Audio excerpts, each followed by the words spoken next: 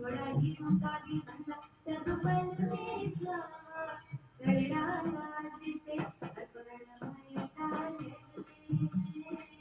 इसे तपस्या कहते हैं इसे तपस्या कहते हैं पिता पिता जीवन पढ़ लो जिन्हें कलिष्ठा कहते हैं आओ तुम्हें बता देता कि इसे तपस्या कहते हैं इसे तपस्या कहते हैं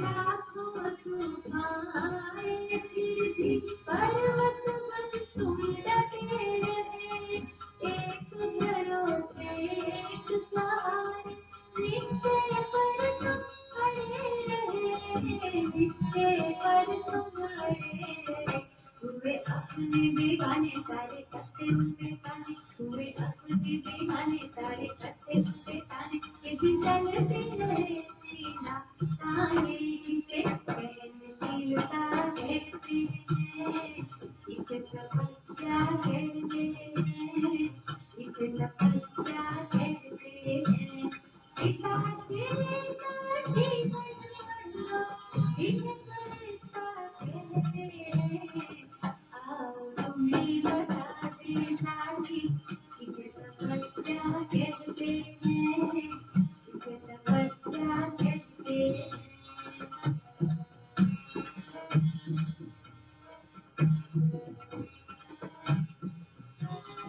वो भी घड़ी आखिरी आई इस भीषण संघर्ष का वो भी घड़ी आखिरी आई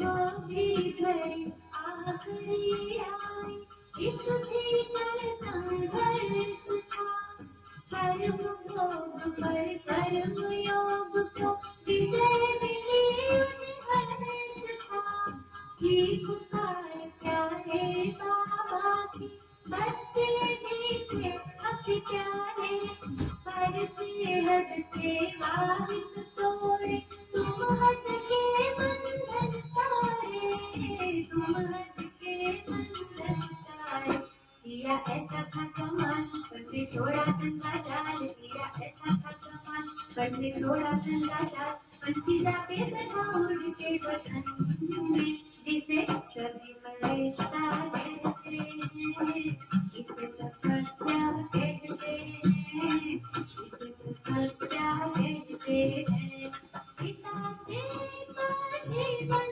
पढ़ना जिन्हें फरिश्ता कहते हैं आओ तुम्हें बता देता कि इसे तपस्या कहते हैं हाँ इसे तपस्या कहते हैं इसे तपस्या कहते हैं इसे तपस्या कहते हैं इसे तपस्या कहते हैं हाँ इसे तपस्या कहते हैं इसे तपस्या कहते हैं इसे तपस्या कहते हैं इसे तपस्या कहते हैं इसे तपस्या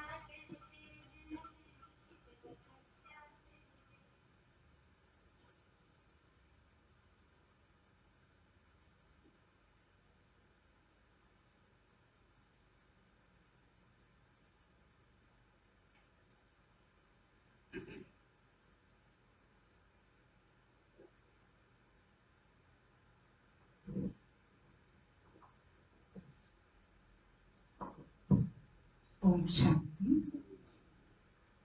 सद्गुरु श्री बाबा की हम सबको सत्यता के पथ पर चलने की, सर्वगुणों में पूर्ण बनने की आज सद्गुरु पूर्णिमा की बहुत बहुत सारी शुभकामनाएं, मंगल भावनाएं और आध्यात्म के मार्ग पर प्रशस्त उन्नत होने का शुभकामना। आज हम अपनी इस आध्यात्मिक यात्रा में चलते चलते 5वें दिन पर पहुंच गए। समय का पंछी उड़ता जाता है। शुरू करने का एक संकल्प था, पर कब ये एक वृक्ष बन जाएगा सोचा नहीं था। लेकिन सतगुरु पिता परमात्मा वो सत्य है, वो अपनत्व है, वो सभी का है, जो सभी की मन की कामनाओं को और भावनाओं को पूर्ण करने वाला है। हमने पहले दिन के पाठ में जाना मैं कौन हूं, इस जीवन रूपी वृक्ष का बीज क्या है। वो चैतन्य शक्ति आत्मा है और जीवन की स्थूल और सूक्ष्म अंतर जगत की और बाह्य जगत की उपलब्धियां उसके फल है। तो दूसरे दिन के पाठ में हमने जाना उनका दाता कौन है, उनका चार्ज लगाने वाला, चार्जर देने वाला कौन है, लिबरेटर कौन है, इस डायरेक्शन को देने वाला और इस डायरेक्शन को वापस बैक कराने वाला कौन है। तो हमें पता चला वो मेरा पिता कल्याणकारी, मेरा ही है, मेरे जैसा ही है, लेकिन कुछ गुण शक्तियों में वो परम है, वो परम पिता है। मुझे उस परम पिता ज्ञान सागर से ये ज्ञान मिला कि मैं आत्मा इस सृष्टि रंगमंच की सदा काल की रहने वाली नहीं। मैं परलोक से आई हूँ, परम धाम से आई हूँ, रोल प्ले करके मेरी सोल वापस रीबैक हो जाएगी। कहा निरुत्तर था, परमात्मा ने उत्तर दिया परम धाम, निर्वाण धाम, निराकरण।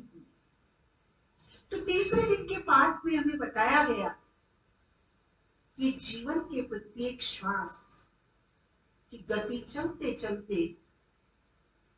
जीवन यात्रा पूरी होती जा रही है, क्योंकि समय किसी की प्रतीक्षा नहीं करता। समय अबाध्य गति से, अविरल गति से, लेंथी नहीं चलता, राउंडिंग चलता है, रिपीटेशन चलता है, चक्र में चलता है। तो काल चक्र का हमें बोध हुआ। तो काल चक्र में परमात्मा पिता ने हमें धर्मों का ज्ञान दिया। धर्म आज भी बाबा मुरली में कहते थे, रिलीजन इज माइट। धर्म में ताकत है। कौन सी ताकत? मनोबल की ताकत, सत्य कर्म को कर्म में कर्मेंद्रियों से कर डालने की ताकत, वो हमारे धर्म में।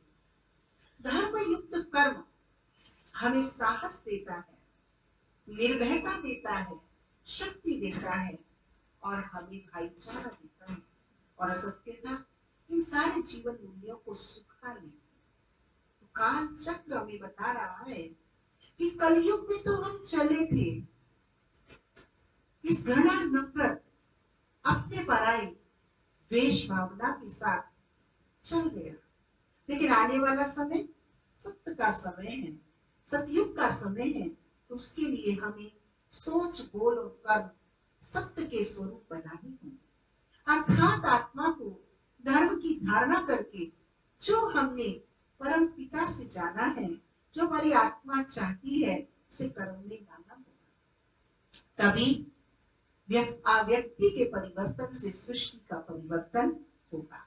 स्व परिवर्तन विश्व परिवर्तन की आधारशिला है। हम बुजुर्गों से सुनते थे, आप मरे जब पर गए, अर्थात हमारा जैसा सोच होता है संसार हमें वैसा ही नजर आता।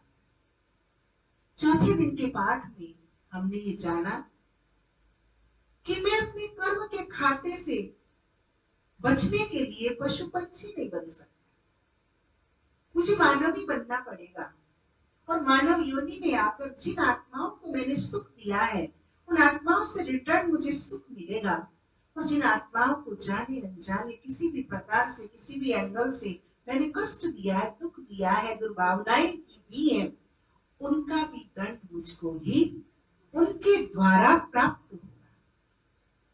हम देखते हैं एक सीनियर अफसर सबसे बड़ा अच्छा व्यवहार करता है, लेकिन पता नहीं मेरी हर बात में टांग अड़ा देता है। क्या है ये? हमारे पूर्व जन्मों के कार्मिक अकाउंट का फल है। कभी मेरा ऐसा रहा है उससे। कई बार हम किसी को देखते हैं तो हमें बड़ा अपनापन लगता है, बड़ा रिलैक्स फील होता है और लगता है इनसे अपनी सारी बातें कर डालें, जबकि परिचित भी नहीं। साइलेंट फेस से, वाइब्रेशन से ये फीलिंग आती है। और कई मेरे घर के अंदर बड़े नजदीकी संबंध में होते हैं, लेकिन उनसे भी कई बात बोलने से पहले ही मुझे इरिटेशन होता है, जबकि वो बड़े शुभ चिंतक हैं, मेरी बड़ी उपयोगिता वाले हैं, लेकिन ना चाहते हुए ये क्या है हमारा कोई ना कोई पूर्व जन्म का कार्मिक अकाउंट, जिसके कारण हमारा इस प्रकार का एक्शन, रिएक्शन, परफेक्शन। लेकिन पिता परमात्मा ने हमें बताया कि हम देवी देवता हैं, हमें प्रकृति के पांचों तत्वों को भी देना है और हमें विश्व की सर्वात्माओं को भी देना है। लेना है तो ईश्वर से लेना है। भक्ति में एक भजन गाया करते थे, दाता एक नाम भिखारी सारी, दाता इतना दीजिए जामे कुटुंब समाए, मैं ना भूखा रहूं और संत ना भूखा। ये हमारी भारतीय संस्कृति के मौलिक सिद्धांत जीवन के, परिवार के और सामाजिक सिद्धांतों के रहे, लेकिन शनि शनि आत्मज्ञान का अभाव, परमात्मा संबंध का टूटना, कालचक्र की गति को भूलना, कर्मों की गति का बोध अवॉइड करना, देखा जाएगा आज एंजॉय कर ले, कल जो होगा देख लेंगे, पर देखेंगे नहीं। वो अर्जित होता जा रहा है, वो हमारा खत्म होता जा रहा है, जमा होता जा रहा है और फिर उसका परिश्रम फल हमको ही मिलता है। आज हम 5वें दिन के पाठ पर पहुंच गए। आज का पाठ चारों दिन के पाठ की भांति बहुत ही महत्वपूर्ण है। अर्थात आज के पाठ में हमें बताया गया कि सृष्टि एक कल्प वृक्ष की भांति है। सृष्टि एक वृक्ष है। अब आप जानते हैं, आज भी बाबा ने मुरली में जोनोलॉजिकल वृक्ष की बात की। वनस्पति का जो वृक्ष होता है उसका बीज होता है। मैंने आज इशारे से आज के पाठ को ध्यान में रखते हुए क्लास में प्रश्न किया भी था, नीम की ताकत किसमें है योगेंद्र जी? इतने बड़े वृक्ष, नीम की ताकत किसमें है? नीम की निबोली। आम प्राणी निबोली को कितना महत्व देता है, लेकिन निबोली की ताकत कितनी है, कितना हरा भरा उपयोगी वृक्ष तैयार कर देता है। लेकिन वो निबोली अपना परिचय नहीं दे सकती, क्योंकि वो जड़ है। उसमें विकास की प्रक्रिया तो है, लेकिन चेतना, आत्मा नहीं है उसमें, मन बुद्धि नहीं है उसमें। वो टॉक नहीं कर सकती और अपने को इंट्रोड्यूस नहीं कर सकती। उसे कोई माली या कोई स्पेशलिस्ट नहीं बताएगा ये बीज इसका है, ये बीज इसका है, इससे आपको ये वाले को आम मिलेंगे, इससे आपको ऐसी तुलसी मिलेगी, इससे आपको ये फल मिलेगा, इससे आपको ये बगीचा तैयार होगा। उस बीज को मनुष्य आत्मा विशेषज्ञ इंट्रोड्यूस करते। लेकिन आज जो हम बात कर रहे हैं जिस कल्प वृक्ष की, वो चैतन्य आत्माओं का वृक्ष है। और उन चैतन्य आत्माओं के वृक्ष का जो बीज है, आज भी बाबा ने मुरली में कहा कि मैं चैतन्य बीज रूप हूं, सत्य चित्त आनंद स्वरूप हूं। तो इस विशाल सृष्टि रूपी वृक्ष का जो बीज है वो निराकार ज्योतिर्बिंदु स्वरूप है। लेकिन ये चैतन्य है। थोड़ा डायरेक्शन बदलू लैपटॉप का। वो बीज रूप है, वो चैतन्य है। चैतन्य होने के कारण वो अपना परिचय हम सबको देता है और सारे संसार के आदि मध्य अंत की ताकत उस चैतन्य बीज रूप के अंदर समाई है। कलयुग के अंत और सतयुग की आदि के बीच में जब परमात्मा पिता, अब ये सृष्टि तो अविनाशी है, नष्ट तो होगी नहीं, तो नष्ट नहीं होती तो फिर क्या किया जाता है? उसको रिजुविनेट किया जाता है। आपने सुना होगा कि फला मंदिर का पुनरुद्धार हुआ। मंदिर को तोड़ा नहीं जाता, क्योंकि मंदिर देवताओं की, देवालय, शिवालय की प्रतिमाएं वहां होती हैं और वो अक्षुण्य होती है। मंदिर अक्षुण्य होती, धरोहर होती है, उन्हें नष्ट नहीं किया जाता। विरासत को उनको रिजुविनेट किया जाता, जीर्णोद्धार किया जाता है, रिप्लांटेशन किया जाता है। आपने देखा ना, कलम लगा रहे, कलम क्या करते हैं, अच्छे वाले पौधे से, पेड़ से हम काट लेते हैं और जहां हमें लगाना होता है वहां उसकी सैपलिंग रोक देते हैं। ठीक इस प्रकार से इस सृष्टि रूपी कल्प वृक्ष का जो चैतन्य बीज रूप परमात्मा पिता है, वो इस सृष्टि रूपी कल्प वृक्ष की रीसैपलिंग लगाते हैं। आप देख रहे हैं कि जब बीज को प्रकृति के पांचों तत्वों को अर्पित किया जाता है, तो उसके पौधा निकलने से पहले अगर आप उसको पृथ्वी के बीच से निकाल लेते हैं वापस और उसके दो भाग कर देते हैं, तो उसके अंदर पाते हैं वृक्ष की आकृति। अंकुरित जो होता है, उसमें अंकुरित हम चना या मूंग को भी करते हैं, उसको दो भागों में विभाजित कर दे तो क्या पाएंगे, एक धागे जैसे पेड़ की तरह। तो ये जो वो क्या था, वो प्रोसेस में था, डेवलपमेंट, वो बीज प्रोसेस में था। तो इसी प्रकार निराकार बीज रूप परमात्मा पिता जब इस साकार सृष्टि में आते हैं, परम नाम से साकार सृष्टि में आते हैं, तो यहाँ जड़ें तैयार की जाती है। जड़ें क्या है, आत्मज्ञान, परमात्म ज्ञान के परफेक्ट एक्शन को गुप्त रीति में करना। अभी हम यहाँ सब बैठे आंखें साइलेंट में खोल के अधखुली आंखों से ध्यान कर रहे हैं। कोई अजनबी आता है, क्या कहता है, पता नहीं, चुपचाप से बैठे थे। और हमारा मन तो बड़ी हुई है, गंभीर मीटिंग में चल रहा है, कॉन्फ्रेंस में लग रहा है। उसके लिए वो क्या है कि ठीक है, लाल बत्ती हो रही है, ध्यान में बैठे चलो। और हमारे लिए क्या होता है, जब ध्यान की कमेंट्री लास्ट में चलती है तो लगता है और चलता है, और चलता है। अभी तो पोजीशन सेट हुई थी, अभी उठना पड़ गया। तो ये क्या है, ये हमारी गुप्त अंडर प्रोसेस प्रिपरेशन चल रही है। जैसे नर्सरी होती है ना, नर्सरी में पौध तैयार की जाती है। तो इसी प्रकार पिता परमात्मा हम मानव आत्माओं को प्रजापिता ब्रह्मा के तन में प्रविष्ट होकर हम मनुष्य आत्माओं की रीसैपलिंग कर रहे हैं। नया सोच, नए विचार, नई धारणाएं, नए मूल्य। जो दुनिया वाले हमारी बातें सुनते रहते, ऐसा ज्ञान तो हमने कहीं सुना नहीं, ऐसी बातें तो कहीं होती नहीं कि अपने लोगों को तुम बुला दो। बाबा कहता है बुलाओ नहीं, उनकी ओरिजिनलिटी को याद करो।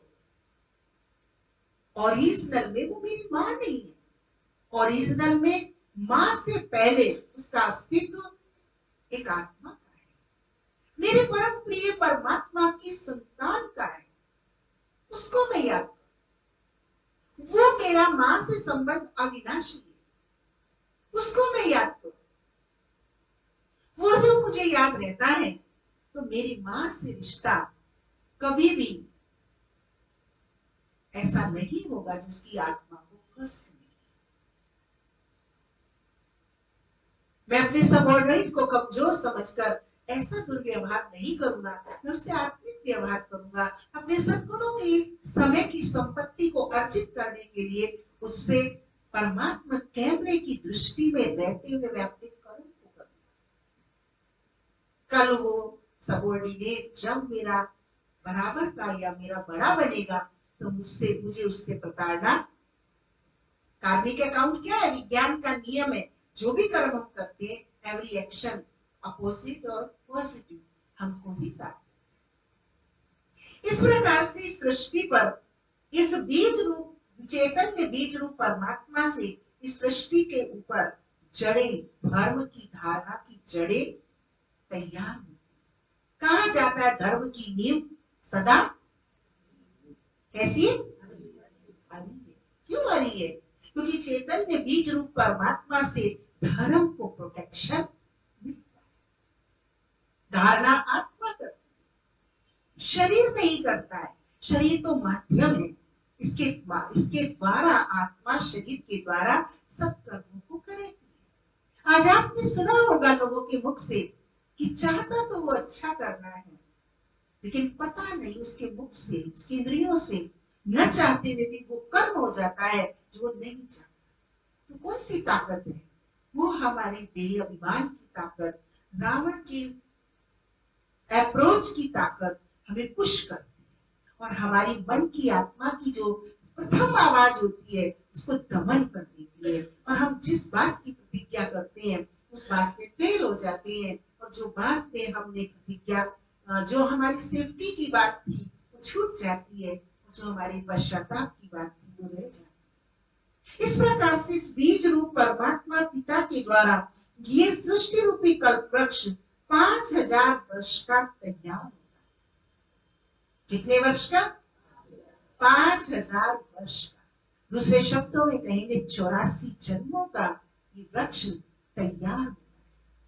विभिन्न परम पिता देवात्मा, परम पिता देवात्मा धर्मात्माओं के और पुण्य आत्माओं के, संत महात्माओं के द्वारा इस वृक्ष को प्रोटेक्ट किया जाता है। लेकिन एक समय ऐसा आता है, आप देखते हैं वृक्ष के अंदर जब बीज आ जाता है तो बीज आने के बाद उसमें कोई शाखाएं प्रशाखाएं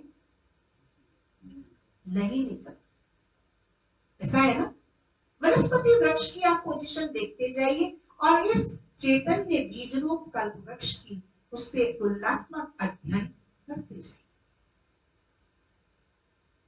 बीज मिट्टी में मिलता है, अर्थात प्रजापिता ब्रह्मा के 5 तत्वों की, प्रकृति के 5 तत्वों का आधार लेकर निराकार परमात्मा बीज रूप इस सृष्टि पर आते हैं और उनके मुखार बीज से हम मानव आत्माओं को ये सत्य ज्ञान देकर, सत्य धर्म की धारणा कराकर इस सृष्टि रूपी कल्प वृक्ष की जड़ों की तैयारी कराते हैं। आपने सुना होगा ब्रह्मा कुमारी के इतिहास में कि 14 वर्ष तक निराकार पिता परमात्मा ने पिता श्री ब्रह्मा, मातेश्वरी जगदम्बा सरस्वती को लेकर 400 बच्चों के द्वारा मौन साधना की। कितने वर्ष? 14 वर्ष।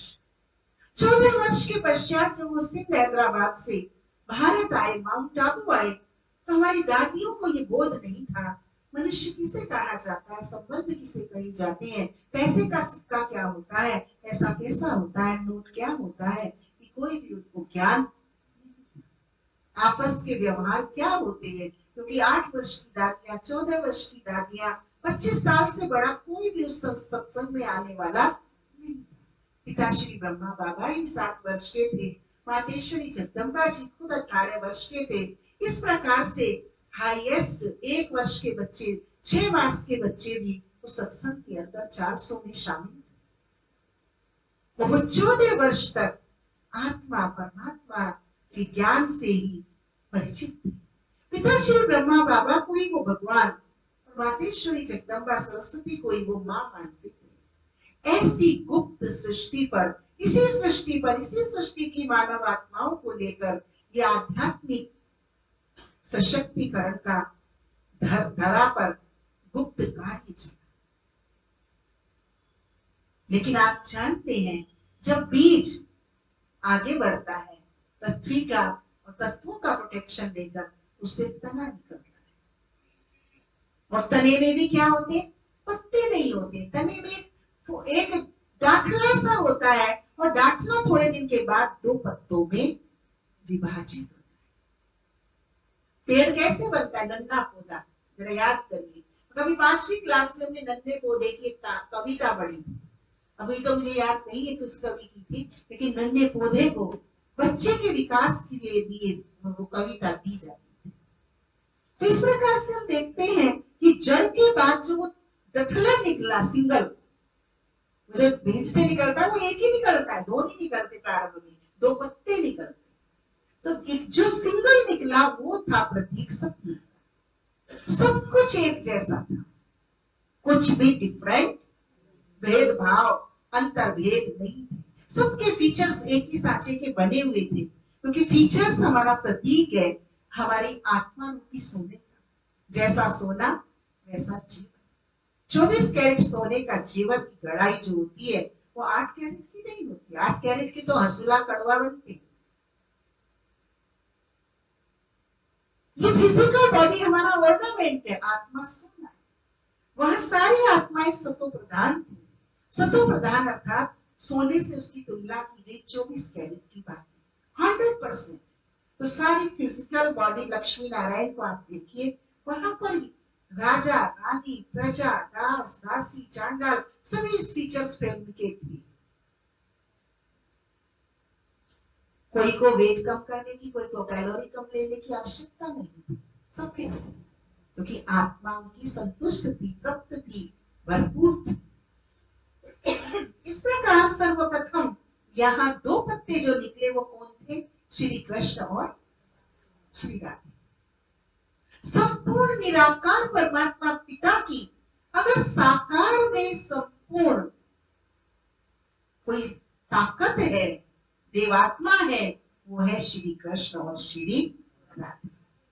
आप हम सुनते हैं, राधे तू बड़ भागनी बहुत तपस्या की, 3 लोक तारंतरन वो तेरे आकी। श्री कृष्ण को योगेश्वर कहा जाता है। योगेश्वर माना आध्यात्म और परमात्मा के सानिध्य को प्राप्त करने वाला।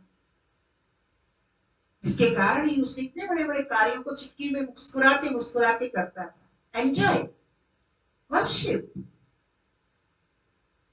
कभी किसी को उसने उलहना नहीं दिया कि मुझे लकड़ी क्यों मार रहे, मेरे लिए झूठ नाम लगा रहे, जो कर रहा है करने दो, वो अपने मस्त मगन। अचल अडोल अद्भुत था। ऐसा 2 पत्ते इस सतयुगी सृष्टि में सर्वप्रथम आते और उन्हीं की आयु बढ़ने के पश्चात उन्हीं को सृष्टि का पालनहार विष्णु चतुर्भुज बनाया जाता है। श्री कृष्ण और श्री राधे स्वयंवर के बाद विष्णु चतुर्भुज कहे गए और वो सृष्टि के पालक बने। और जो प्रारंभ का तना होता है सिंगल, वो बहुत पतला होता है, लेकिन जैसे जैसे वृक्ष आगे बढ़ता जाता है तो आगे का तना पतला और नीचे की पीठ मोटी होती जाती है, क्योंकि बीज से जड़ों के माध्यम से उस तने के द्वारा आगे ताकत को भेजा जाता है। तो इसके बाद जब सतयुग आया तो सतयुग में कोई द्वैत नहीं था, सब कुछ अद्वैत था। जो हम प्रारब्ध बनाकर गए थे वो सतयुग में देवी देवता के रूप में खा रहे थे। आपने सुना होगा, देवता पुरुषार्थ नहीं करते, देवता प्रारब्ध करते। आपने सुना होगा प्रारब्ध से पुरुषार्थ बढ़ा है। कौन सी बात है? उस संगम युग पर बैठकर जो हम रिज्यूमिनेट होते हैं, जो हम ट्रांसफर अपने को करते हैं तमो प्रधान से सतो प्रधान, ये पुरुषार्थ है।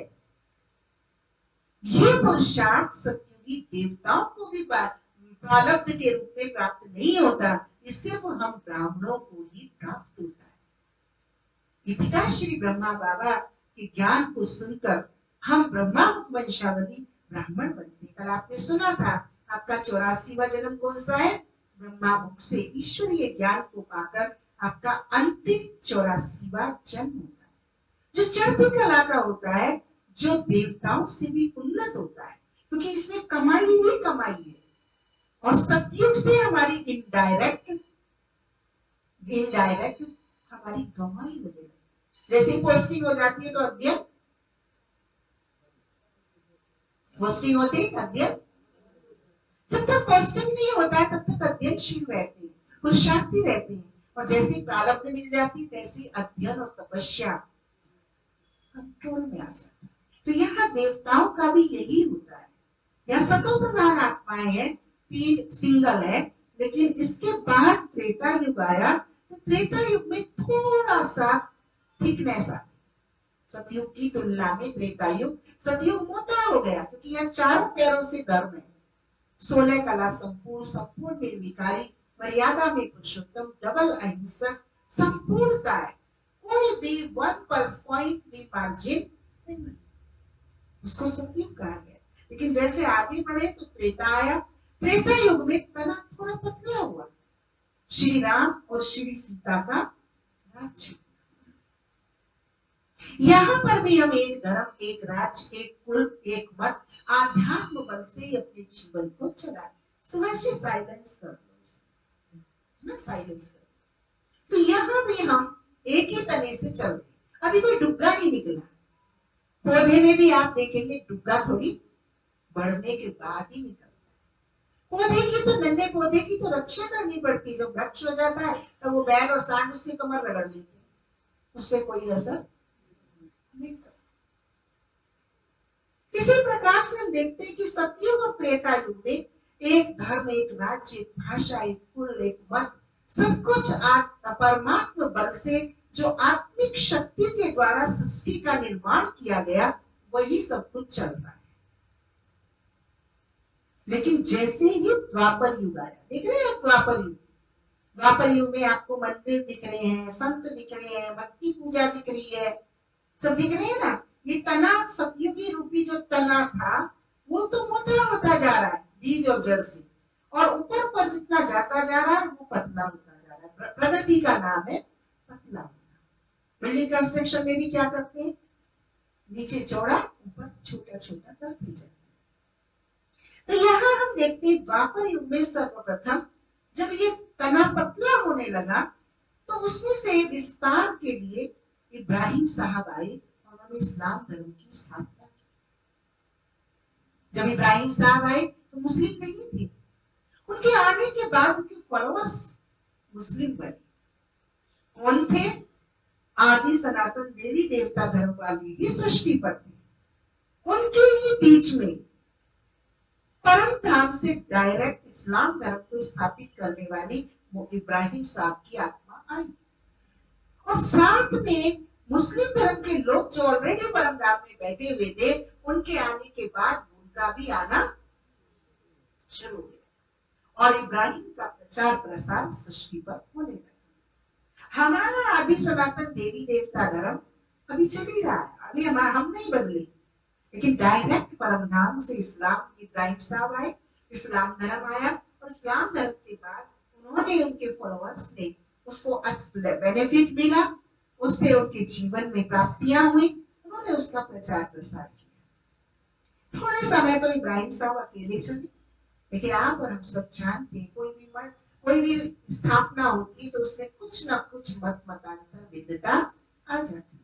तो उसमें भी यहाँ हम देख रहे हैं कि जो सिग्नल चल रहा था उसमें कुछ भिन्नताएं आई, और कुछ धारणाएं उनकी प्रबलता से चली, कुछ धारणाएं उनकी नहीं पालन हुई, उनके विरोध में दूसरी शाखा बना दी गई। इस प्रकार से यहाँ विभिन्न शाखाएं उनमें मत मतांतर के रूप में निकली और वृक्ष का विस्तार।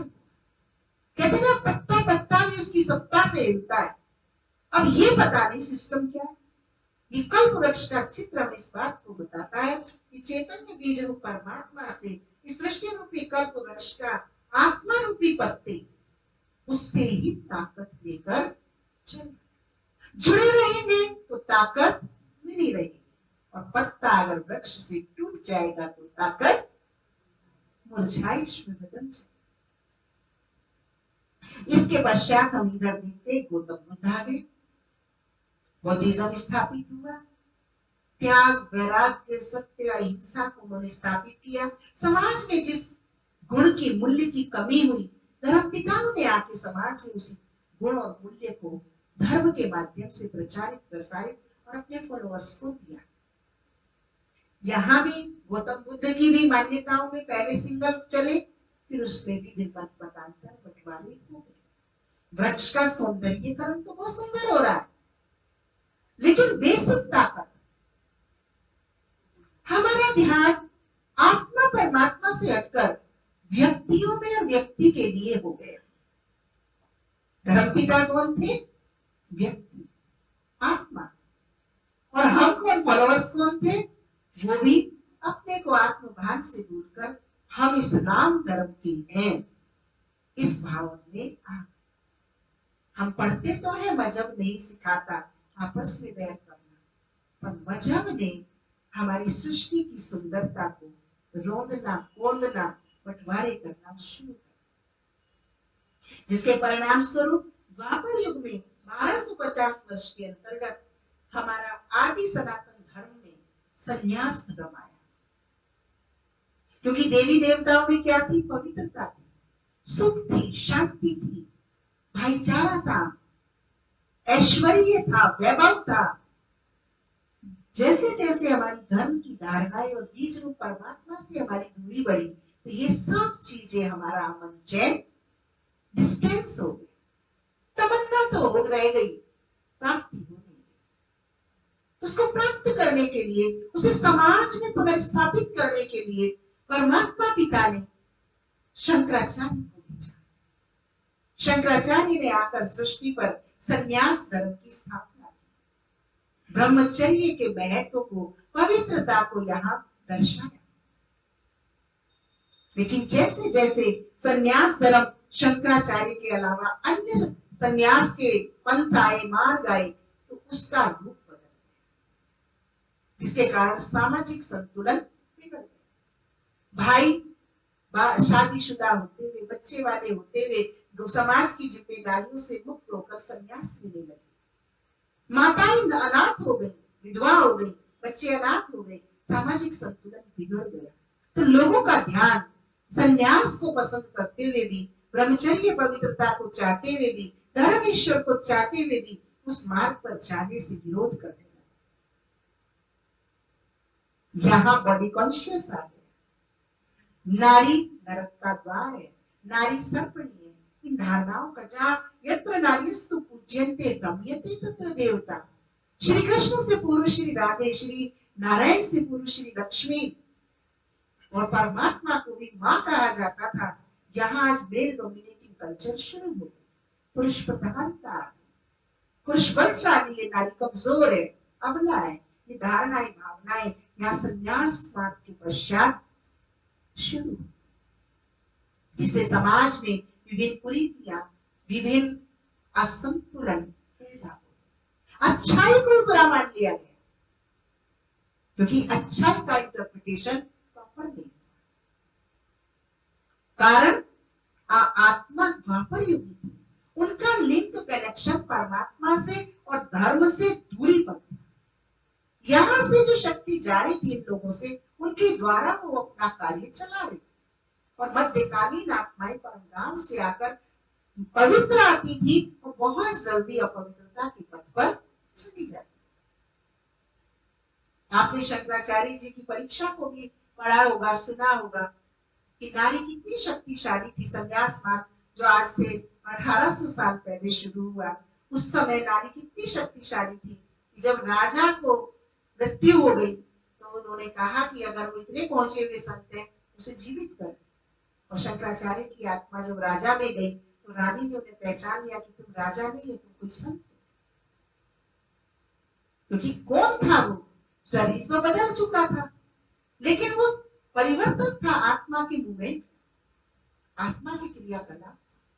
इस प्रकार हम देखते हैं कि द्वापर युग में इधर तो शंकराचार्य जी के द्वारा संन्यास मत शुरू हुआ, संन्यास के साथ साथ व्यभिचारी पूजा भी शुरू हुई। हम वृक्ष को पूजते हैं, कभी उसके बीज का पूजन नहीं करते। वृक्ष की उपलब्धियों को गिनते हैं, लेकिन उस जब जो किसान होता है उससे जाके पूछो बीज का महत्व क्या होता है। जब वो फसल होता है, पैसा पास नहीं होता है, गहने गिरवी रख के बढ़िया से बढ़िया बीज लाता है। इसी प्रकार धर्म की धारणा हमारे जीवन में शनि शनि कम होती जा रही है, और वृक्ष का जो विस्तार था वो धीरे धीरे क्या हुआ? सिकुड़ने लगा। और वो सिकुड़ने के कारण क्या हुआ कि इधर आप देख रहे हैं ईसा मसीह के द्वारा क्रिश्चियनिटी की स्थापना।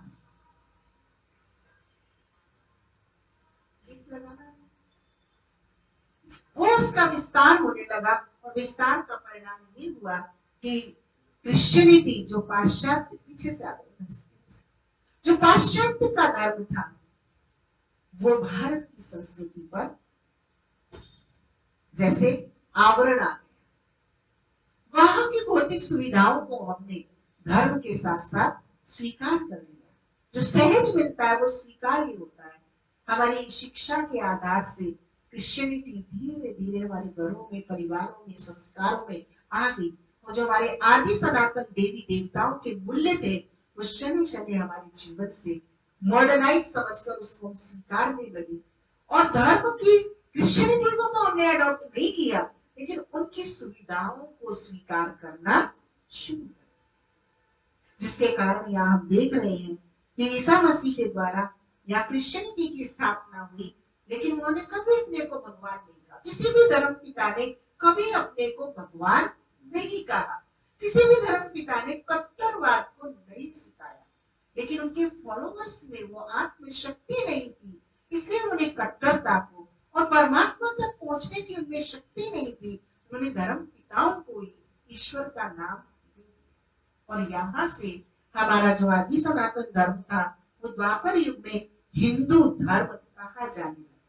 बिंदु आत्मा को भूले, बिंदु परमात्मा को भूले, अपने घर को भूले और हम अपने को हिंदुस्तान में रहने वाले हिंदू कहने लगे।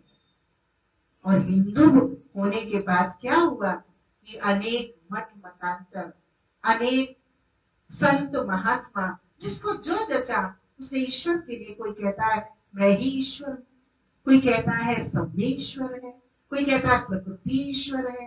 लेकिन ना तो मैं ईश्वर हूं, ना प्रकृति ईश्वर है, ना सब में ईश्वर है। ईश्वर तो अपना अस्तित्व इंडिपेंडेंट रखता है और वो स्वयं आकर अपना परिचय अपने बच्चों को देता है। इस प्रकार से हम देखते हैं कि कलयुग के अंदर आते आते तनाव और कमजोर हो गया और उसका जो विस्तार था, धारणाएं थी, धारणाओं के आधार से विस्तार हो रहा था, मूल्यों के आधार से जो विस्तार हो रहा था, वो शनि शनि संकीर्णता को प्राप्त कर गया। क्योंकि कल्प इस सृष्टि रूपी वृक्ष की आयु थी 5000 वर्ष और इन 4 युगों के तने के द्वारा ये डेवलप हो रहा था।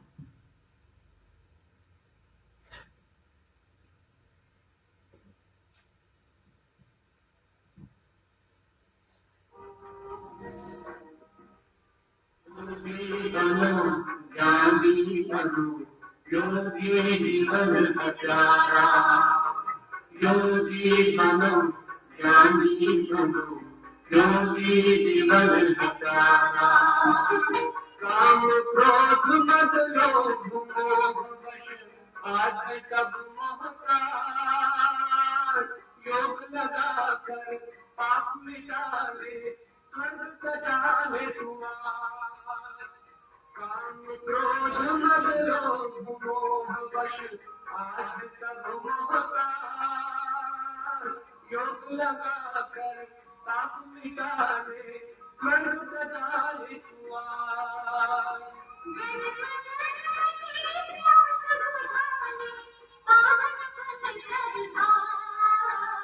योगी बनो ज्ञानी बनो योगी जीवन हजारा।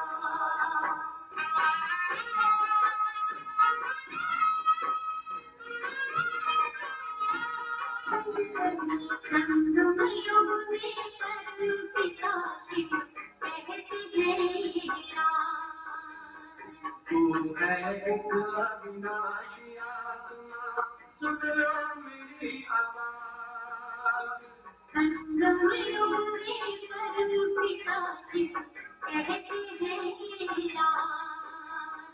तू है एक अविनाशी आत्मा, सुन लो मेरी आवाज।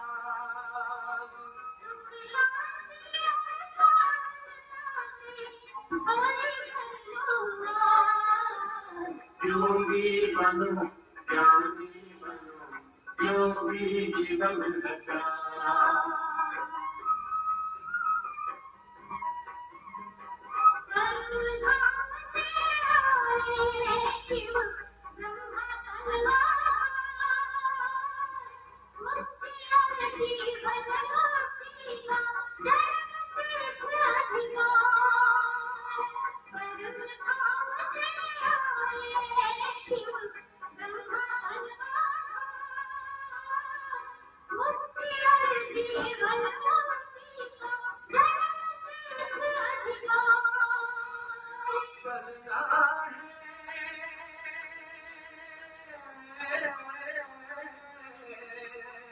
चलना है घर वापस अब तो यही ज्ञान का सार।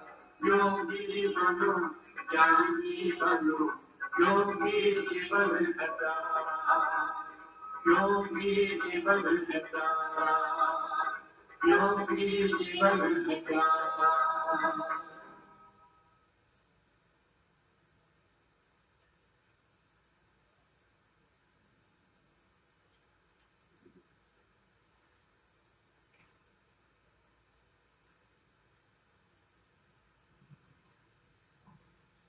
जितने ही धर्म थे उन सब धर्म के आत्मिक मूल्यों पर स्थापित धर्म थे।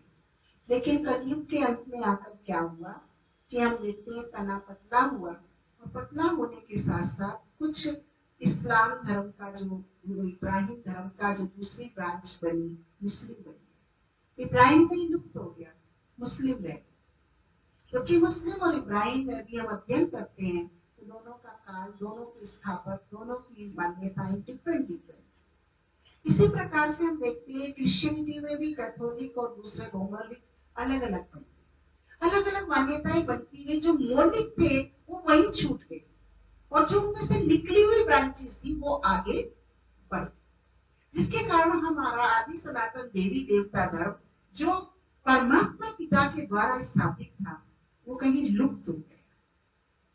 और इन चारों धर्मों को जो द्वापर युग में पॉपुलेशन की संख्या में चारों धर्मों का विस्तार होने के कारण इन धर्मों की ही काउंटिंग रह गई, जिसके कारण इब्राहिम भी कहीं लुप्त हो। जो वास्तविक धारणाएं थी वो कहीं ओरिजिनल धर्म की लुप्त।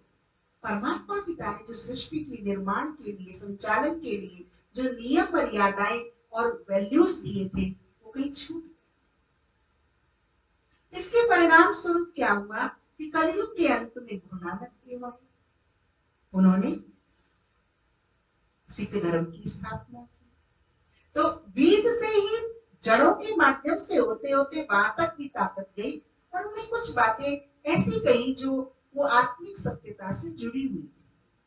जैसे सत्य श्री अकाल, सत्य ही श्रेष्ठ है और श्रेष्ठ ही अकाल है। सत्य आत्मा है, सत्य परमात्मा है, आत्मा परमात्मा ही श्रेष्ठ है। श्री माना श्रेष्ठ, अकाल माना उन्हें काल नहीं खाता, वो अकाल है, काल पर जई चढ़ती कला तेरे बानी सर्वता बना। गुरु नानक देव ने गृहस्थ, अधिकांश धर्म पिता घर गृहस्थ में रहने वाले थे, अधिकांश धर्म पिता। गुरु नानक देव भी पारिवारिक थे, लेकिन जब उन्हें सत्य का बोध हुआ तो उन्होंने उसके लिए स्वयं परिवर्तन किया, और समाज के कल्याण के लिए उन्होंने धर्म उन्होंने स्थापित नहीं किया, उनको सुनने वालों ने, मानने वालों ने जो लाभ पाया उन्होंने उसका सुखमणि, गुरु ग्रंथ ये सब स्थापित, जिसमें आज हम देखते हैं 4 धर्म गिने जाते हैं, हिंदू, मुस्लिम, सिख, ईसाई। और जो मूल धर्म थे आदि सनातन देवी देवता धर्म, इब्राहिम धर्म, वो सारे धर्म कहीं छूट गए। उनको वही बता सकता है जो उनसे पुराना होगा, पूर्वज होगा, जो उस समय के वो नहीं बताएंगे, उन्होंने इन्हीं को जाना। इस प्रकार से हम देखते हैं जब कलयुग के अंत में धर्म की धारणाएं मानव के जीवन में नहीं हो पाती। सृष्टि किसकी है? आपकी मेरी सृष्टि नहीं है, सृष्टि परमात्मा की है, हम उसके नुमाइंदे हैं, हम उसके आदेश में यहाँ आए हुए हैं, उसके आदेश में हम बैक जर्नी होती है हमारी। तो जब परमात्मा पिता ने ये देखा कि अब इन आत्माओं के कंट्रोल में ये सृष्टि में चलने वाली नहीं है, तो परमात्मा पिता शिव परलोक परम धाम से इस कलयुग के अंत में मानवीय तन, कलयुगी प्राणी को ही माध्यम बना, रिसेप्टिव कर, और उनके तन में प्रविष्ट होकर के हमें आदेश देती कि कमल पुष्प समान जीवन व्यतीत करो, रहो संसार में, लेकिन कैसे रहो? बहुत भजन गाया था, जग में रहूं तो ऐसे रहूं जो जग में कमल का फूल। लेकिन अब वो बात हमारी सुनकर के परमात्मा पिता उसे हमें जीने की कला सिखा। जब हम जग में कमल पुष्प की समान निर्लिप्त और निर्विकारी जीवन जिएंगे, तभी हम आने वाली श्री कृष्ण की दुनिया में प्रविष्ट हो सकते। ये रीसैपलिंग क्या हुआ? रीसैपलिंग होगी। तो वृक्ष पर पुनः फलते फूलते प्रगति को पाते पाते बीज रूप परमात्मा स्वयं आ गए, और जब जब बीज आ जाता है लक्ष्य में तब दुग्धा टहनी निकलना बंद हो जाती है, तो उसकी रीसैपलिंग लगती है। जब रीसैपलिंग लग जाती है प्रकृति में वो सत्यता, वो सोल कॉन्शियस का रोल आत्माओं का शुरू हो जाता है, देवत्व के संस्कारों को वो अपने जीवन में धारण कर लेते हैं, तब इस पुराने कल्पवृक्ष रूपी सृष्टि का 3 प्रकार से महाविनाश होता है। कितने प्रकार से? 3 प्रकार से। पहला है एटॉमिक शक्ति, पहला है प्राकृतिक आपदा, दूसरा है एटॉमिक शक्ति और तीसरा है ग्रह युद्ध। आज जो हमारे विश्व का और देश का वातावरण बना हुआ है वो क्या है? रूस और अमेरिका, आप यूक्रेन का युद्ध देख रहे हैं, रूस और अमेरिका दोनों ताकत में जोर है और इतने अणु शक्तियां बनी हुई हैं, इस्तेमाल ना भी करें तो ये कभी तो अपना दिखाएंगे। जल में प्रवाहित करेंगे तो जल विकृत होगा, पृथ्वी में करेंगे तो धरती फटेगी, बचेंगे तो नहीं हम इनसे। इस प्रकार से हम देखते हैं कि प्रकृति का प्रकोप आप देख रहे हैं। आज आधा विश्व जल में हो रहा है, कहीं सूखा पड़ रहा है। ये क्या है? प्रकृति का फल सब्जियों के स्वरूप को तो आप देख ही रहे हैं, डेली उसके संपर्क में आते हैं। फिर प्रकृति के प्रकोप, 5 तत्व हमें सहज जीवन जीने में कठिनाई उपलब्ध कर देते हैं। हमारी आंतरिक प्रकृति के बिगड़ने का कारण ही बाह्य प्रकृति दूषित, जिसके परिणाम स्वरूप यहाँ हम देख रहे हैं। आज बाबा बता रहे थे कि यूरोप यादव और कौरव कौन है, पांडव कौन है। आज मुरली में आया तो बाबा ने बताया ये यादव है वो जो एटॉमिक शक्ति का निर्माण करते हैं, वो खुद कहते हैं कि कोई हमसे करा रहा है, जिसके परिणाम स्वरूप इनको प्रेरित करने वाला था शंकर। शंकर इनको प्रेरित करता है और ये एटॉमिक शक्ति का निर्माण होता है। आज सन 1936 से परमात्मा पिता ने इस सृष्टि पर आगमन हुआ, लेकिन सन 36 से परमात्मा पिता के आगमन पर अशोक भाई आप आगे आ जाओ, मिडिल में आप आगे आ जाओ, अशोक आप अपनी सीट पर। तो यहां पर हम देखते हैं कि 100 वर्ष के अंदर जितना एटॉमिक शक्ति का और आत्मा के डिग्रेशन का कार्य हुआ है, एक तरफ स्थापना हो रही है और एक तरफ विनाश तीव्र गति से हुआ है, जिसके लिए वो भी वैज्ञानिक कहते हैं कोई हमें प्रेरित कर रहा है। इतनी जल्दी हर टेक्निक में सफलता हम पा रहे हैं, कोई अदृश्य शक्ति हमसे कहा नहीं। तो कौन है अदृश्य शक्ति? वो है शंकर की प्रेरणा से आसुरी पतित सृष्टि का महाविनाश की तैयारी, ब्रह्मा के द्वारा स्थापना और शंकर के द्वारा विनाश। तो साथ साथ दैवी शक्तियां, हमारी दादी दीदियां, हमारे वरिष्ठ जन विष्णु का रोल प्ले करके सत्य अहिंसा के पथ पर जो चलने वाले हैं उनको प्रोटेक्ट कर, तीनों कार्य कर रहे। और इधर आप देख रहे ग्रह युद्ध।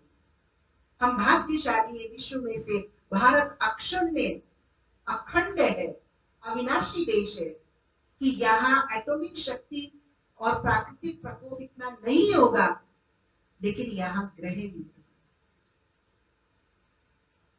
आज आप रोज सुनते हैं बयान वहां दिया, रिजल्ट वहां गया।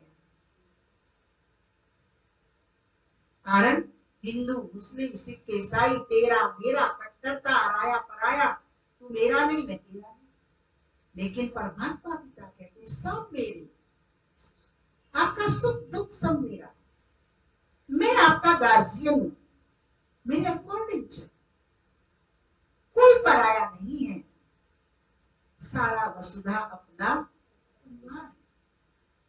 जब भारत देश आजाद हुआ था तब ये कट्टरता और जड़ता नहीं थी। सभी मजहब के लोग भारत माँ की आजादी के लिए काम किया करते थे। लेकिन आज स्वतंत्र देश के अंदर आज हम देख रहे हैं कि परतंत्र हो गए, गुलाम हो गए। इस प्रकार से हम देखते हैं ये सृष्टि रूपी कल्पवृक्ष की पुनर्स्थापना हो रही है और पुनर्स्थापना के साथ साथ ये महाविनाश की तैयारी भी हो रही है। अगर परमात्मा मेरा माता पिता है, शुभ चिंतक है और मेरा संरक्षक है तो समय रहते वो मुझे सावधानी अवश्य। और ये कल्पवृक्ष का चित्र मुझे इस बात का प्रतीक है कि इसकी जड़ें खोखली हो गई। धर्म जो धारणा थी, धर्म में ताकत है, वो आत्माओं की ताकत समाप्त हो गई।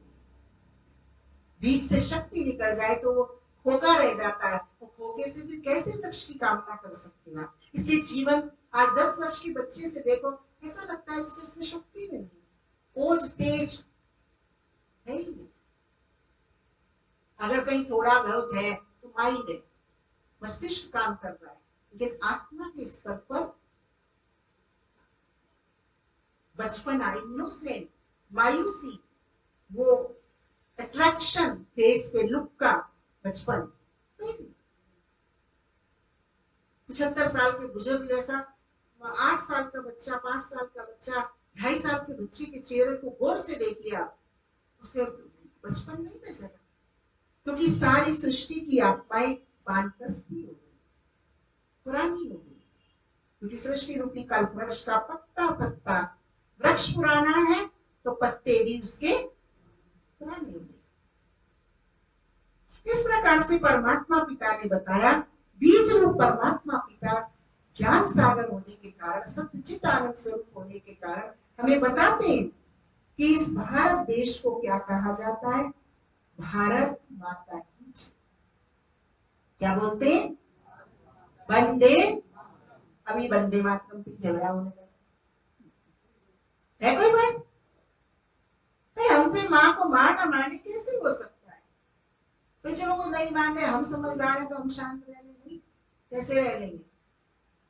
हम उन्हें सिखाएंगे डंडे से, कोई डंडे से सीखता है, वो तलवार निकाल रहा है, क्या हो गया? अशांति का कलेश। जिसका परिवर्तन होता है वो हृदय से होता है, विवेक से होता है, बाहर से नहीं। तो यहां दिखाया कि भारत देश हमारा माता है, भारत देश हमारा अक्षुण्य अविनाशी है। क्यों? क्योंकि भारत भूमि में ही परमात्मा का दिव्य अवतरण होता है। भारत को ही स्वर्गीय भूमि कहा जाता है।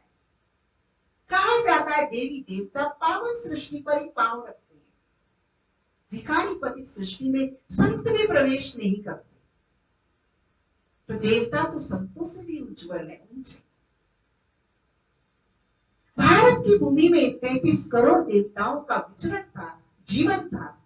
इसलिए भारत की भूमि अक्षुण्य है, अविनाशी है, अखंड है। इसलिए भारत के अस्तित्व को कलयुग के अंत तक भी लोग मिटाना चाहते हैं, लेकिन उसकी हस्ती है कि मिटती नहीं। कोविड आया, चरण छू के चला गया, दूसरे देश बर्बाद हो, सबकी दवाई औषधि दुआ देने वाला मेरा देश था। इस प्रकार से हम देखते हैं उसका कारण है क्योंकि परमात्मा पिता इस सृष्टि पर भारत में आते हैं और भारत में आकर के वो कन्याओं माताओं के सर पर ज्ञान का कलश रखते। भाई को ज्ञान मिलेगा वो इकला ज्ञान में चलेगा, और घर की महिला को ज्ञान मिलता है तो पूरे परिवार को ज्ञान में चला। वो अन्न का जो प्रभाव है पूरे परिवार पर डालती है, अन्न औषधि है। इनको भैया को बाहर बुलाओ ना, कुर्सी खाली करिए। इस प्रकार से हम देखते हैं कि ये जो वैजंती माला है, सत्य धर्म कर्म के लिए हमारे हिंदू धर्म के अंतर्गत भारत देश के अंदर माला जपी जाती है। और उस माला के अंदर थोड़ा पकड़ो, ऊपर पीछे दिखेगा माला, फोल्ड कर ऊपर।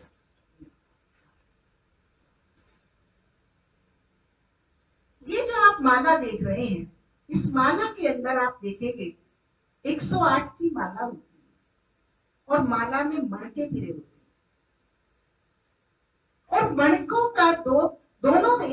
108 का मणका जॉइंट होता है, और जॉइंट मणके में फिर पॉइंट बना होता है, फूल बना होता है। पहले मणका जॉइंट होता है और जॉइंट मणके के ऊपर फूल होता है। जब उसको हम माला को जपते हैं तो माला जपने के बाद हम उस फूल को मस्तक से लगाते हैं, फिर उसे काउंटिंग शुरू करते हैं। आपने देखा होगा जब माला को हम जपते हैं तो थैली में रख के जपते हैं, ओपन नहीं जपते। देखा है ना, माला हमने नहीं जपी, लोगों को तो देखा है, चित्रों में तो देखा है, देखा तो है ना। तो परमात्मा पिता ने बताया ये जो कवर है ये देह है हमारी, सुमिरन करने वाली आत्मा रूपी मणका है। वो आत्मा रूपी मणका अपने सत्य स्वरूप को और सत्य पिता के चिंतन को जब करता है तो उसका मन परिवर्तित होता है, हृदय शुद्ध होता है, सुमर सुमर सुप्पा। और ये 108 वो आत्माएं होती हैं जिन्होंने 36 करोड़ आत्माओं में भी टॉप मोस्ट अपनी परमात्मा के समान अपनी पवित्रता को, अपनी सत्यता को, अपने संयम को, अपने अनुशासन को, अपनी परोपकारिता को भरा है। इनके आत्मा की स्मृति का यादगार ये 108 मालाओं का, 108 गानों का मणकों की माला बनती। इस माला का नाम दिया जाता है वैजयंती माला। विजय प्राप्त की स्पूर्ण देती, डिस्टिंक्शन जिसे कहते हैं, भारत में जो टॉपर रहे वो 36 करोड़ में भी, 35 करोड़ में भी देवताओं में, 9 लाख में भी ये 108 सर्वोच्च। और जो वो जॉइंट मेरू होता है, वो जॉइंट मेरू है मम्मा और ब्रह्मा, जिन्होंने सबको पुरुषार्थ कराने के लिए अपने आप को फ्रंट लाइन में किया और कराया। राज बाबा मुरली में कह रहे थे बनो और करो और आप समान बनो। ये वो 108 वैजयंती माला है। इसमें दिखाया गया है कि परमात्मा पिता ज्ञान का कलश कन्याओं माताओं पर रखते हैं, और वो कन्याएं माताएं ही जो अपनी त्याग तपस्या वैराग्य से इस भारत भूमि के अस्तित्व को, भारत भूमि की गरिमा को पुनर्स्थापित करने में मददगार बनते हैं, वही वंदे मातरम।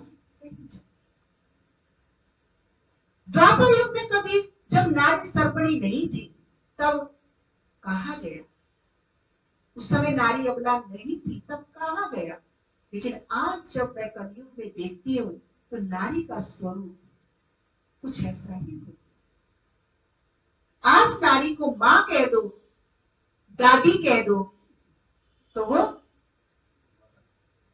भैंस की तरह नहीं, सांड की तरह कूद के आती। तो मैं दादी गिर गई हूँ ना, कहा गई है, मैं गई हूँ अभी, मैया तो गई हूँ। मां शब्द पवित्रता का है। राष्ट्रपिता महात्मा गांधी ने अपने ब्रह्मचर्य की पालना करने के लिए कस्तूरबा को मां कहा। आज मेरी नारी भूल गई मैं परमात्मा की सर्वश्रेष्ठ रचना हूं। इस सृष्टि का संचालन करने के लिए पुरुष को नहीं, प्रकृति को आगे रखा गया। परमात्मा, संसार में पुरुष तो एक है, वो परमात्मा है। आत्मा सारी सजनी है, स्त्रीलिंग है, और प्रकृति भी स्त्रीलिंग।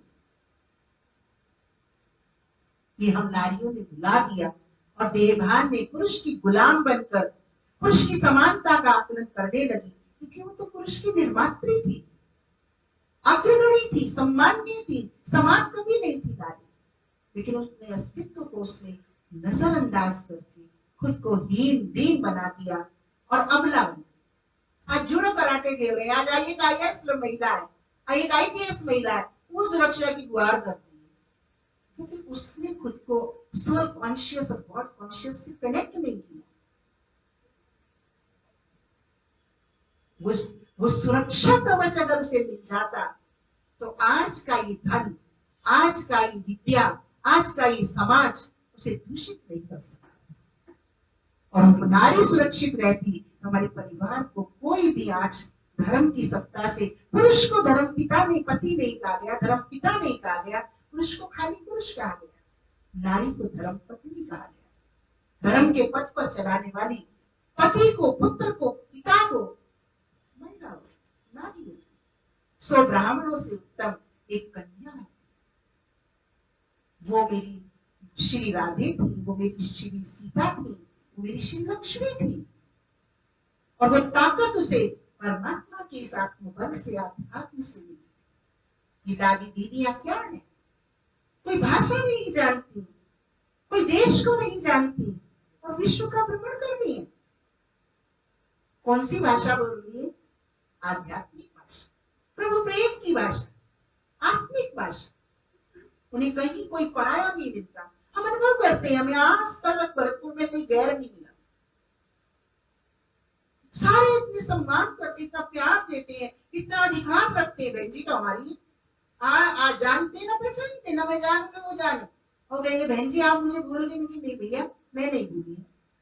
अब मैं कहती हूँ बाबा ये अगला क्वेश्चन ना कर, क्योंकि उसमें तो मैं फेल हो जाएंगे।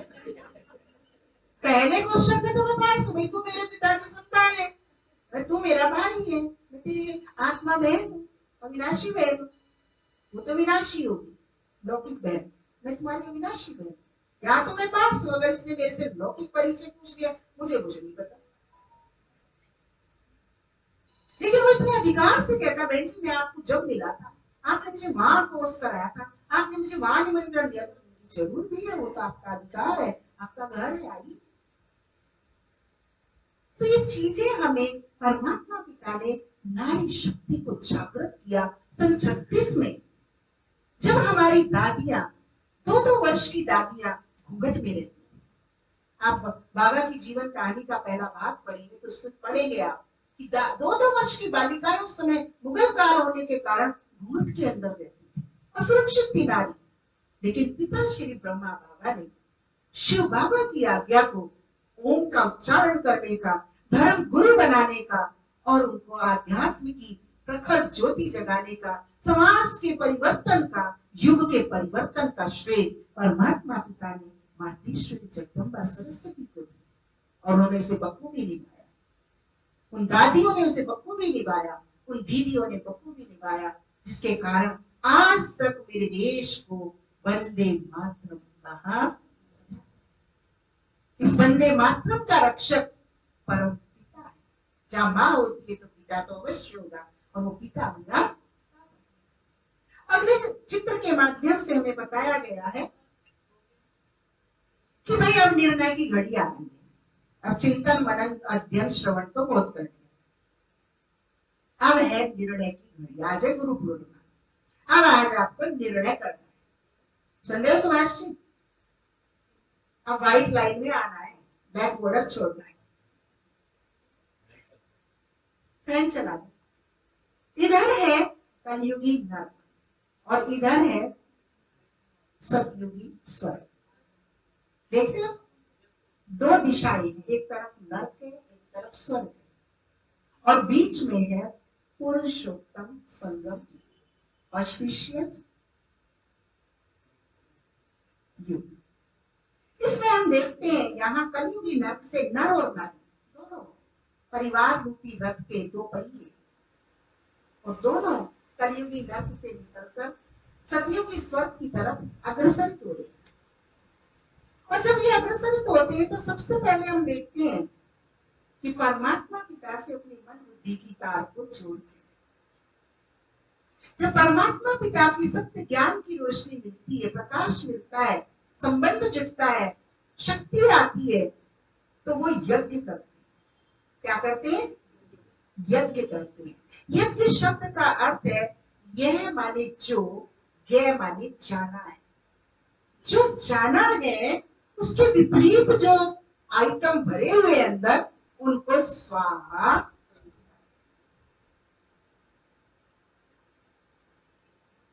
पंडित जी मंत्र बोलते जाते हैं और वो स्वाहा करते जाते। तो वो आंतरिक जगत की स्वाहा को भूल गए। मन मंदिर में गाफिला झाड़ू रोज लगाया कर इधर उधर से मन को हटाकर प्रीत प्रभु से। तो परमात्मा पिता जो हमें संदेश दे रहे हैं, आत्मा का मिलन अपने से करा रहे हैं, जो युगों का मिलन जो हमसे करा रहे हैं, उसमें हमें इन बुराइयों का स्वाहा करना। काम, क्रोध, लोभ, मोह, अहंकार, ईर्ष्या, द्वेष, घृणा, नफरत, बैर, इन सब को हमें ज्ञान की समझ से, परमात्मा बल से इन्हें समाप्त करना। अनुभव कहता है एक दिन में समाप्त नहीं होगा, एक दिन में ये आए भी नहीं, एक दिन में जाते भी नहीं। थोड़ा आपके धैर्य को पक्का करते हैं, अनुशासन को पक्का करते हैं, निश्चय को परमात्मा से पक्का करते हैं, तब ये धीरे धीरे इनका प्रतिशत डाउन होता है। जैसे अमावस्या से पूनम एक दिन में नहीं होती, और पूनम से अमावस्या भी एक दिन में नहीं होती, तो अमावस्या से पूनम भी एक दिन में नहीं होती। शनि शनि डाउन होती है, शनि शनि राइसिंग। तो जब हम इन विषय विकारों को छोड़ते हैं तो नर नारायण, नारी लक्ष्मी बनकर संगम युग में वो मर्यादा पुरुषोत्तम बनते हैं, और भविष्य में वो देवत्व की दिशा को प्राप्त। इस कार्य को चलते हुए आज 86-87 वर्ष में अब टू लेट का बोर्ड लगने लगा।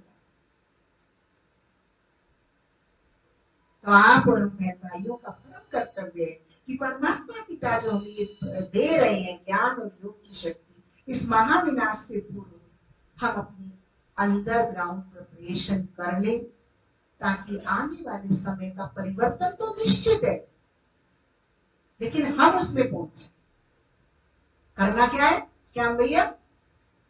सतयुग तो आना है, उसे आप और हम रोक नहीं सकते, लेकिन हम साफ स्वच्छ हो जाएंगे तो हम भी उसका नाम सुख आनंद से। बाबा कहता है मुझे याद करो और वर्षे को याद करो। वर्षा क्या है? पवित्रता, सुख, शांति, आनंद। ये हमारा वर्षा वर्तमान का है, और भविष्य का वर्षा देवत्व।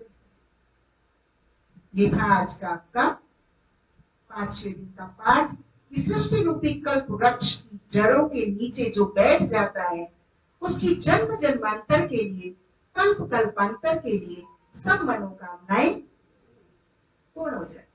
सबसे बड़ी कामना होती है ईश्वर, सबसे बड़ी कामना होती है जीवन में सर्व सुख, सर्व आनंद और सर्व प्राप्तियां करनी।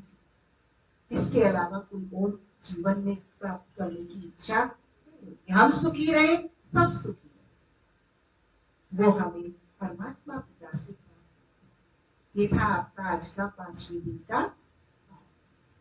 कल आपका रहेगा गीता का भगवान और गीता के ज्ञान को हम घर गृहस्थ में रहते हुए कैसे पालन कर सकते। कर्म योगी, राज योगी, भक्ति योगी, बुद्धि योगी, संन्यास योगी कैसे बन सकते।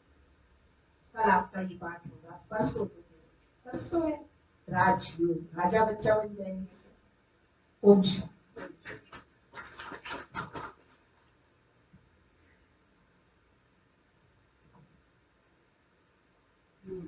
ओम शांति। सभी रेडी?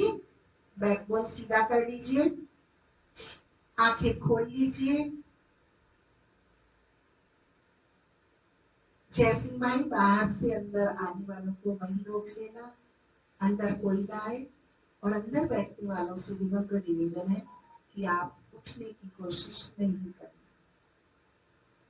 ध्यान से सृष्टि रूपी कल्प वृक्ष के नीचे बैठकर आज हम अपने मन को, बुद्धि को एकाग्र करेंगे और बीज रूप परमात्मा पिता से शक्ति लेते हुए कल्प कल्पांतर के लिए, जन्म जन्मांतर के लिए अपने मनोरथ को पूर्ण करें।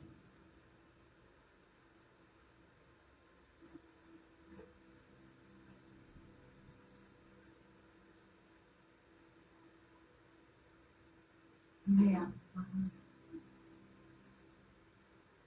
सत्य चेतन ज्योतिर्बिंदु स्वरूप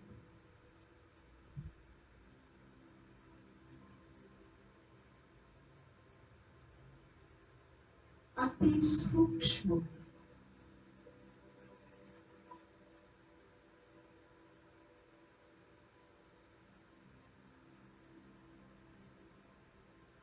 मैं आत्मा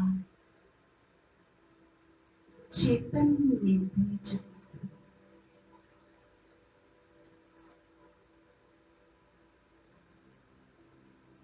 मुझ आत्मा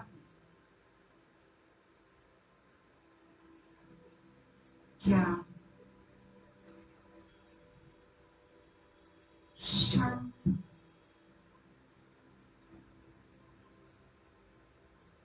शक्ति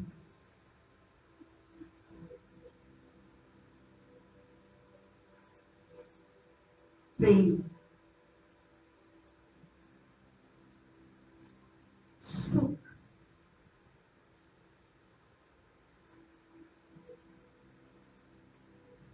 आनंद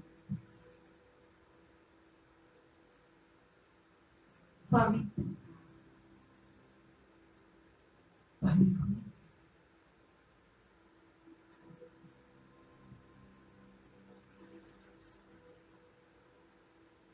मैं आत्मा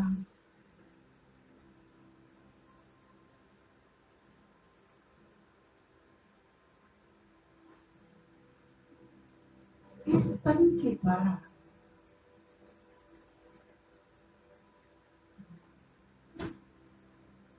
शुभ और श्रेष्ठ कार्य कराने की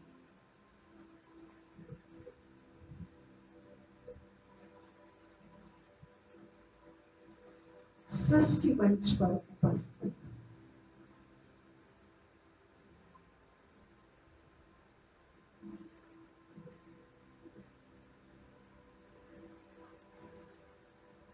मैं आत्मा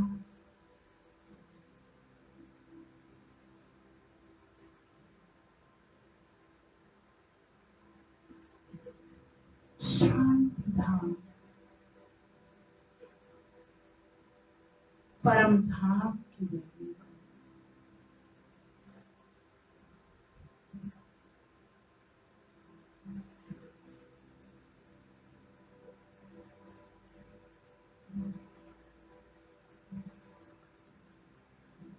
मुझ आत्मा को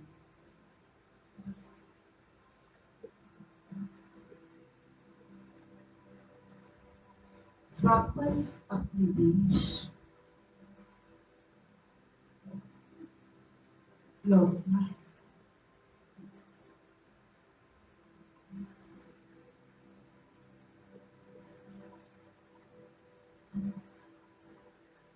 मैं आत्मा मन और बुद्धि के द्वारा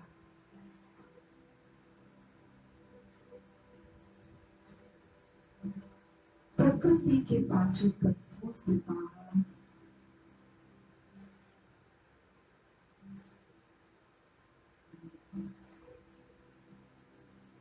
तारे चांद सूर्य से बाहर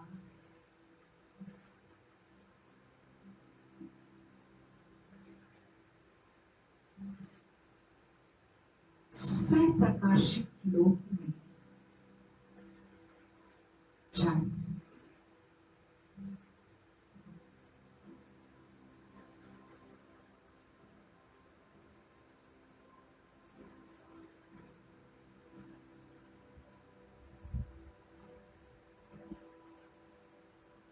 मुझ आत्मा के धाम में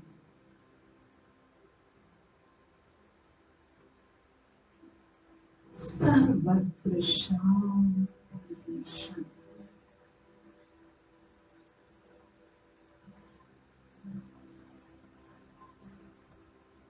प्रकाश ही प्रकाश है।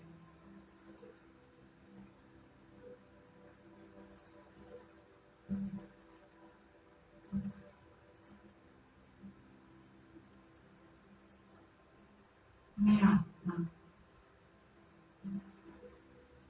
अपने निज स्वरूप में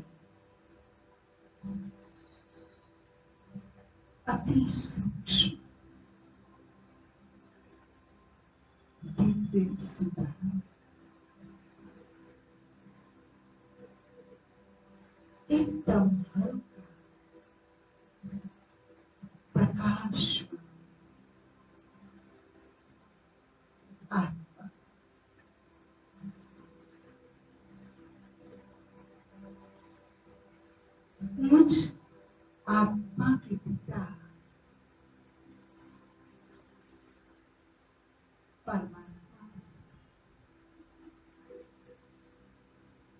तेज में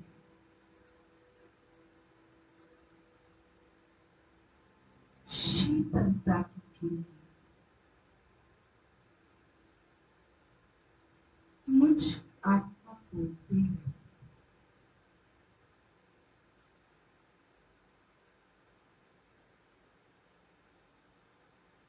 मैं आत्मा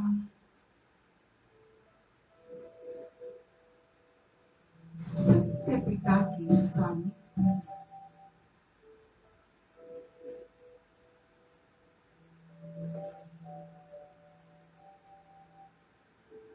पावनता की किरणों परम पवित्र परमात्मा से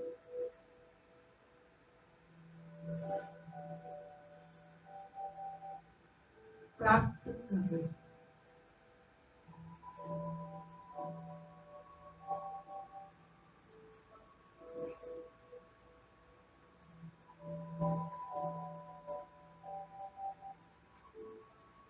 कल्याणकारी शिव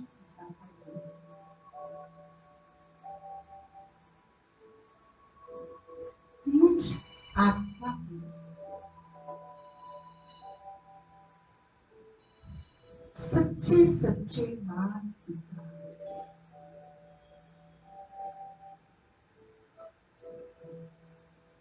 शिक्षक और सद्गुरु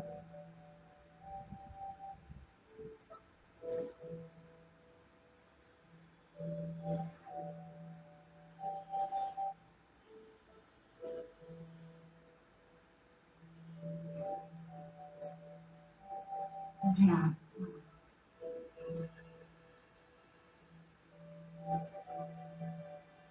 उनके धाम में सर्व स्थित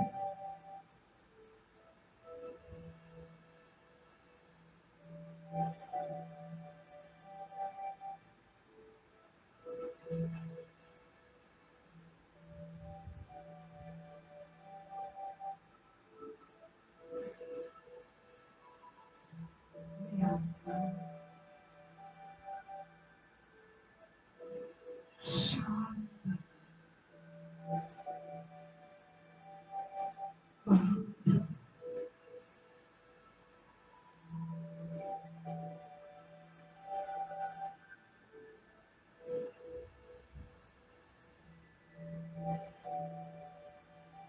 पुनः वापस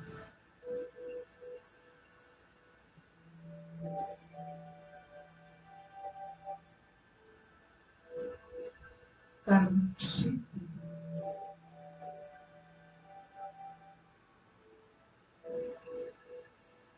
दो प्रकृति के मध्य प्रकाश पुंज के रूप में उपस्थित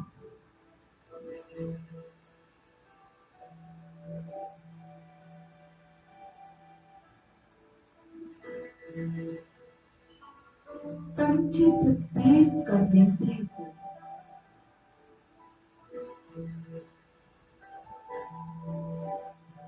परमात्मा प्रकाश से भरपूर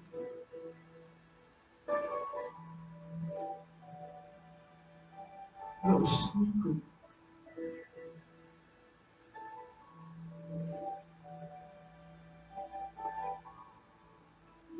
प्रवाहित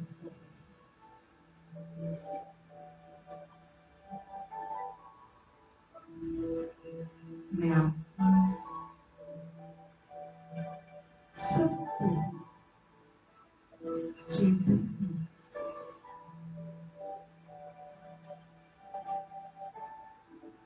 देह में निवासमान देह को चलाने वाली शक्ति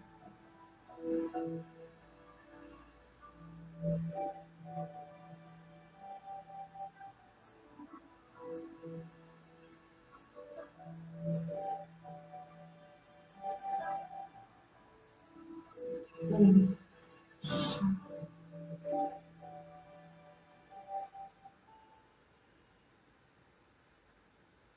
शांति